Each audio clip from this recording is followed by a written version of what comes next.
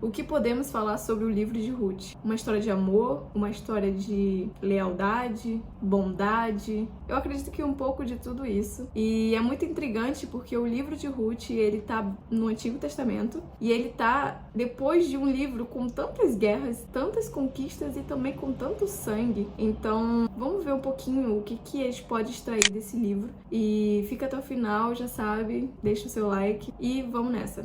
Começando pelo começo, você já consegue perceber logo no verso 1 que a história de Ruth ela acontece no período de Juízes, em que os juízes governam Israel, em determinado momento em que começa a ter uma grande fome. Então Noemi e Elimeleque, eles têm que partir de sua terra, de Belém de Judá, para Moabe. E se instalam lá, levam seus 2 filhos, né, Quilion e Malom, se instalam lá e ficam por lá por um bom tempo, até que Elimeleque, o patriarca, ele falece, deixando Noemi viúva com seus 2 filhos. E aí os seus 2 filhos, naturalmente, se casam com mulheres moabitas. São elas Orfa e Ruth, a protagonista do livro. Não parando por aí, 10 anos depois desse casamento, os 2 filhos morrem. Ou seja, Noemi fica sem marido e fica sem os 2 filhos. Que situação!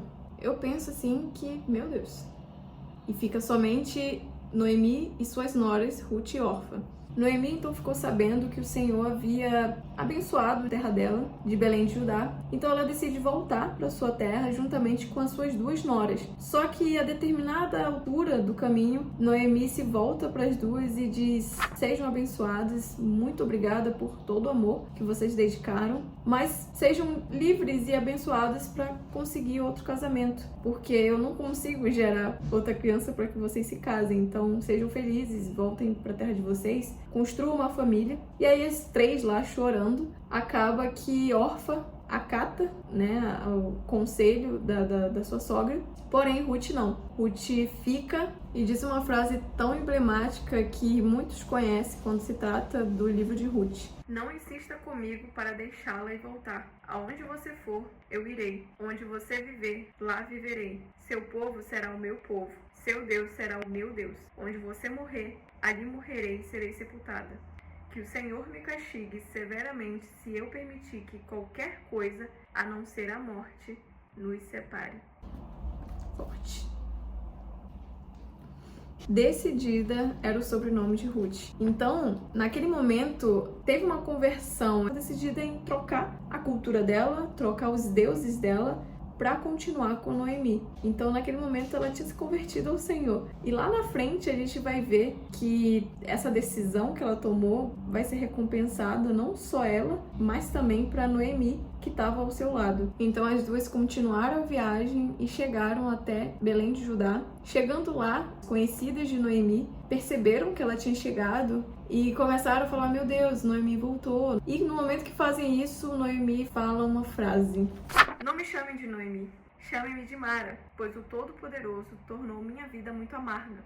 Cheia eu parti, mas o Senhor me trouxe de volta vazia. Por que me chamar de Noemi, se o Senhor me fez sofrer e se o Todo-Poderoso trouxe calamidade sobre mim?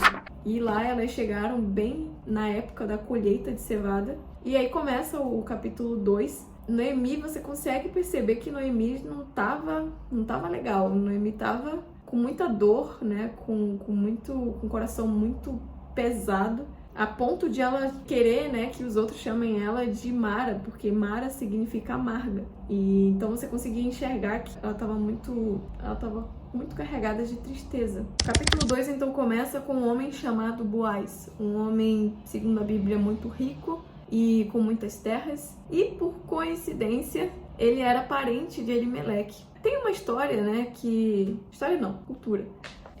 O homem, né, que era o parente mais próximo da família, tinha que casar com aquela mulher para que o nome do marido não se perdesse e tudo mais. A questão é que no momento em que Ruth chegou na cidade, ela não ficou parada. Ruth, ela já saiu e partiu para trabalhar e buscar o sustento para dentro da casa, que no caso a família só era ela e Noemi. E ela disse: não, eu vou ver se alguém em bondade me deixa pegar algumas espigas da colheita, né, da plantação. Então ela parte nessa expectativa de encontrar uma alma boa. Por coincidência, de novo, Ruth aparece no campo de quem? No campo de Boaz. Enquanto Ruth estava trabalhando no campo, Boaz chega em seu território e nota Ruth e pergunta para um de seus trabalhadores: quem é aquela ali? E um dos seus trabalhadores traz um comentário interessante que eu vou ler para vocês, que diz assim: hoje de manhã ela me pediu permissão para colher espigas após os ceifeiros. Desde que chegou, não parou de trabalhar um instante sequer, a não ser por alguns minutos de descanso no abrigo.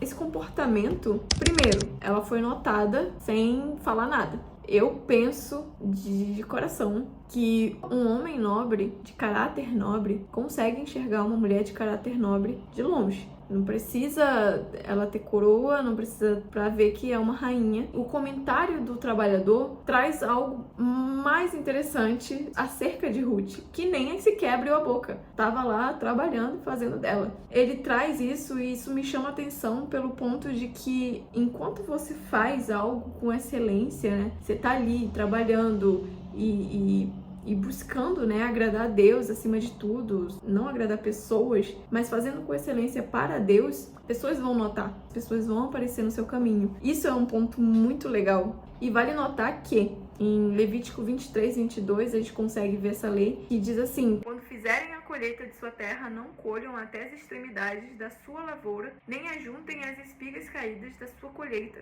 Deixem-nas para o necessitado e para o estrangeiro. E Ruth sabia dessa lei. Sabendo dessa lei, ela foi e foi trabalhar, foi buscar, né? Porque ela já sabia disso. Voltando, depois do que o comentário que foi feito do rapaz, do trabalhador, acerca de Ruth, fez despertar em Boaz uma leve curiosidade. Então Boaz diz: ouça minha filha, quando for colher espigas, fique conosco, né? Começa a dar conselhos para ela, tentando de forma muito bondosa acolher, sabendo que ela era moabita, estrangeira. Ele começou a dar conselhos para acolher Ruth e manter ela próximo por bondade mesmo. E ele fala: acompanhe as moças que trabalham pra mim, observem que parte do campo estão colhendo, vai atrás dela, né? Tipo, eu avisei nenhum homem pra que te trate mal, que não faça nada com você, a qualquer momento, se você quiser, sirva-se com água. E Ruth, por sua vez, reconheceu esse coração bondoso, e aqui também entra um outro ponto. Um coração bondoso reconhece outro coração bondoso, né?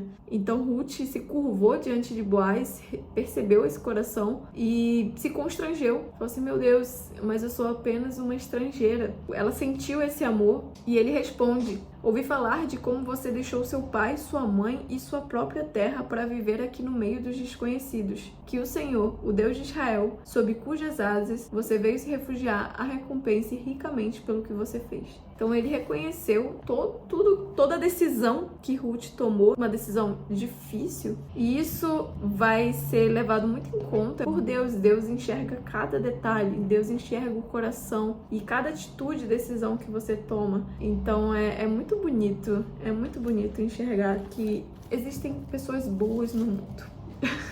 Então ela responde: espero que eu continue a receber sua bondade, pois me animou com suas palavras gentis, embora eu nem seja uma de suas servas. Ele deu até os grãos, né? Ele deu tudo para ajudar Ruth.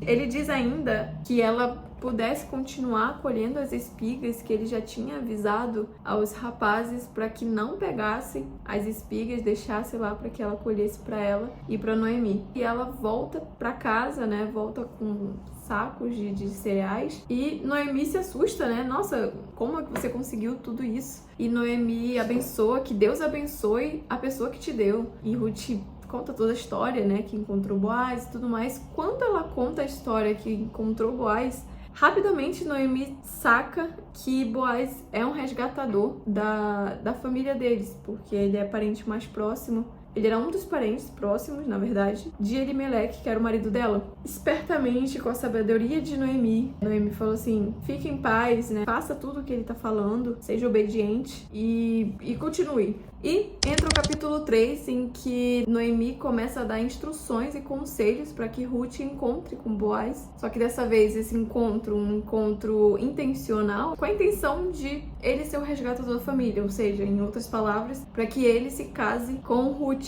E se você olhar de uma forma muito fria, assim, ler de uma forma muito fria e extrair toda a cultura da época, fica estranho. Fica estranho. Eu confesso a você que fica estranho. Eu achei estranho. E então Noemi dá esses conselhos para que ela encontre com ele na eira. E aí fala: se arrume, coloque sua melhor roupa, se perfume. E aí, enquanto ele estiver lá deitado, você descobre os pés dele e fica no pé ali. Fica ali encostadinha. Até que ele vai acordar e vai perguntar. E de fato aconteceu. Ele acordou, ele perguntou de quem era. E foi quando ela falou assim: ó, estenda as abas de sua capa sobre mim, pois o Senhor é resgatador de minha família. Então, em outras palavras, é tipo, case-se comigo. Se, tipo, perceber basicamente isso. E então ele falou assim: nossa, você demonstra mais lealdade, você não buscou outros homens, que não sei o que, papapá, ppp. E ele elogia, né? Agora, ainda mais eu reconheço que você é uma mulher virtuosa. Disse o seguinte: tem outro que é mais próximo da família, então eu preciso falar com o outro, mas se o outro não aceitar resgatar você, pode deixar que eu resgato. Então ele deu a palavra dele ali, e aí ele vai. Ruth, então, quando volta pra Noemi pergunta como é que foi, e ela conta a história, e Noemi, com toda a sabedoria, disse: fica tranquila que ainda hoje ele resolve isso. Então é mais uma característica que você consegue enxergar e extrair daqui. Boaz era um homem respeitado na cidade, era um homem de caráter nobre, então a palavra dele era sim, sim, não, não. Noemi já sabia disso e pediu para que Ruth ficasse tranquila, que ele iria resolver a situação. E aí entra no capítulo 4. O capítulo 4 se desenrola com Boaz casando já com Ruth. E aí ele junta na cidade ali, era comum reunir o pessoal, né? Quando Boaz então começa a conversar com esse resgatador mais próximo, ele tem toda uma estratégia de falar com esse rapaz, e aí entra uma característica muito... Eu acho que eu já tô adiantando. Não, deixa eu ficar quieto. No final do vídeo eu dou mais detalhadamente. E aí ele fala com esse rapaz primeiro tinha que resgatar as terras. Você é o resgatador mais próximo da família de Noemi, então se você for resgatar, você vai resgatar as terras de Noemi. Até aí o rapaz falou: ok, eu resgato. Mas quando Boaz falou que ele tinha que não só resgatar as terras, mas também resgatar a Moabita, né? Ele já foi pra trás, ele discordou e não aceitou. Sendo assim, quem resgatou a família foi Boaz, até porque ele deu a palavra dele. Então, Boaz se casa com Ruth. Aqui você consegue enxergar uma outra Noemi. Uma Noemi já alegre. Tanto é que no verso 14, as mulheres da cidade disseram a Noemi: louvado seja o Senhor, que hoje proveu um resgatador para sua família. Que este menino seja famoso em Israel, que restaure seu vigor e cuide de você em sua velhice, pois é filho de sua nora. Boaz e Ruth teve filho, que nada mais foi que Obed. Eu sei que Obed não é muito conhecido, mas Obed foi o avô de Davi. Então, olha só o quão impactante a história, o desenrolar dessa história, a ponto de o filho de Ruth e Boaz, filho da estrangeira, que tinha perdido seu marido, que também devia estar triste, não devia estar feliz. Mas Noemi, né, que estava totalmente amargurada e triste, teve a sua alegria de volta quando pegou o seu neto no colo. Obed, pai de Jessé, e Jessé, que é pai de Davi, uma linhagem tão importante para a história, que é a linhagem de Jesus. Jesus vem da linhagem de Davi. Vamos agora para os ensinamentos que a gente pode retirar de cada personagem desse livro. Eu consigo enxergar em Noemi, começando por Noemi, eu consigo enxergar duas características importantes, que foi, primeiro, a clara diferença entre a Noemi de antes e a Noemi de depois desse casamento. Uma Noemi que voltou para sua terra com muita tristeza, a ponto de achar que o próprio Senhor tinha abandonado ela. É uma Noemi que a gente vê no final que o Senhor restaurou toda a alegria e deu um novo motivo de riso. E mesmo Deus não explicitamente nessa história, como o desenrolar e a decisão até mesmo de uma pessoa, que no caso foi de Ruth, como muda a situação, né? E a segunda característica é o caso da sabedoria, né? A sabedoria de Noemi, de todos os conselhos sábios para Ruth conseguir de novo, Deus não estando explicitamente, você consegue perceber que nada era uma coincidência. Nada foi uma coincidência. Principalmente quando você olha que é de uma linhagem de Jesus, né? Então, assim como Deus está em todas as histórias da Bíblia. Partindo para Ruth, a protagonista desse livro, a gente consegue enxergar a lealdade de Ruth, né? Uma característica muito nobre. Também a decisão, que eu já comentei aqui, a decisão dela foi super importante para toda o desenrolar dessa história. E o quão importante é você ser uma mulher, se é que você está escutando, se você é mulher, uma mulher que seja firme nos seus posicionamentos. O Senhor, Ele recompensa as nossas decisões quando são tomadas diretamente com Ele. Essa decisão, mal sabia ela que no futuro seria recompensado. A gente consegue perceber essa mistura e essa conexão entre propósito divino com a decisão humana. Então, nem achar que Deus age sozinho e nem achar que só o homem age sozinho, mas que há sim essa conexão entre a decisão humana e o agir de Deus. E o segundo ponto, o coração ensinável. Um coração ensinável que Ruth tinha. Né? No momento em que Boaz encontrou ela se curvou porque ela reconheceu aquele coração. E ela teve um coração muito ensinável, até para conselhos de Noemi. Ela era uma pessoa obediente, né? Com o coração sempre pronto para aprender, para ouvir, que fez ela chegar até onde ela chegou, que é uma característica que lá em Provérbios diz que todo filho de Deus tem que ter. Na verdade, toda criatura tem que ter, se essa pessoa quer ser bem sucedida. E quando eu falo bem sucedida, não é só de dinheiro, não como muitos pensam. E ela conseguiu reconhecer as pessoas, né, bondosas que o próprio Deus colocava no caminho. Uma característica que deve ser levada em conta, porque imagina, você não conseguir reconhecer, se você não tiver esse coração ensinável para reconhecer a bondade de Deus, ou seja, as pessoas que Deus coloca no seu caminho, sem o coração ensinável, sem você estar atento e vigilante, você não consegue reconhecer isso. E é tão lindo, né, o quanto Deus é um Deus que reescreve histórias, né? A gente vê que é uma história cheia de amargura, cheia de frustração, mas que foi reescrita com Noemi cheia de alegria, com Noemi com um sorriso no rosto, com Ruth com um casamento feliz e firme, né? Boaz, o que falar de Boaz? Boaz, um homem generoso, né? Um homem com um coração muito bom, cheio de bondade, de caráter nobre, que consegue enxergar e ver, na verdade, além do que se enxerga. Além dos princípios e o quanto ele era obediente, né, às leis da época. E, por último, estratégico, né? No momento em que ele foi falar lá com o resgatador, ele foi todo com jeito, porque eu não li pra vocês a parte, mas eu sugiro que vocês leiam, tá em capítulo 4, até o verso 10, mais ou menos, você consegue ver essa história e ver a forma como ele conduziu essa conversa. E você vê que ele foi muito estratégico e é uma característica também em que a gente pode